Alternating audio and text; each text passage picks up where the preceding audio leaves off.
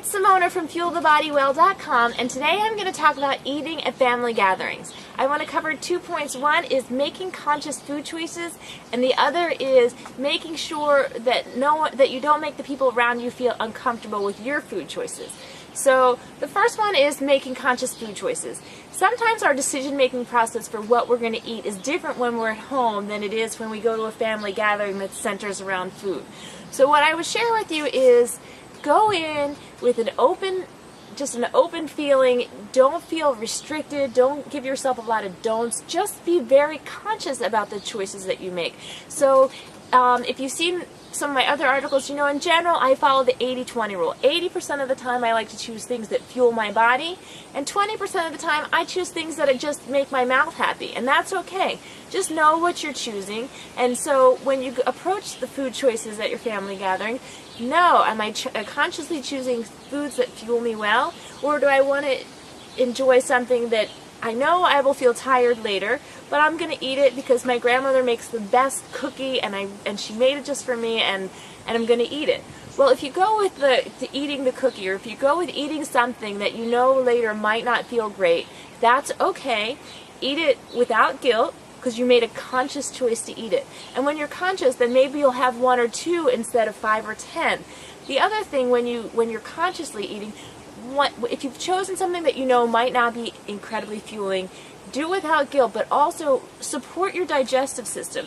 Chew 30 or 40 times each bite. It gives you a chance to savor this piece of food that you are so looking forward to.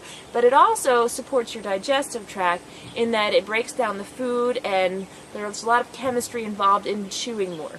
So that's tip number 1. Tip number 2 is if you're sitting at a table with other people and they're looking at your plate and you have chosen foods that fuel and maybe they haven't, you want to make sure that you're not judging your loved ones for the choices they make. You make choices that are good for them, and they make choices that are good for you. Make choices that are good for you, and they can make their own choices. And so if you're worried about their health, then you're modeling good food choices, and if you're not, then that's fine too, but you want to make sure you're not coming from a place of judgment, you're coming from a place of love. So if someone looks at your plate and says, "Why are you eating that way?" your answer, well, it needs to be genuine and it needs to be authentic because they're your family, and it's very important that you stay real with them. But if what my answer is often, and because it's true for me, is that I choose the foods that I choose because when I eat to fuel my body well, I feel higher energy, more alert, and more vibrant. And when I'm with my family members, I want to be able to be engaged with them. I want to be able to look at them, and I don't want to feel sleepy or like I need a nap. So I choose the foods that I choose because I love the family members I'm with and I want to be with them.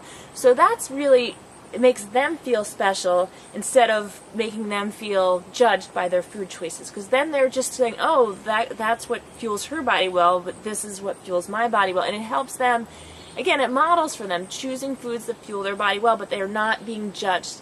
So that's my tip of the day about eating at family gatherings. I hope it helped. You can find more information at our website, FuelTheBodyWell.com. And until then, wishing you a day full of abundant wellness. Take care.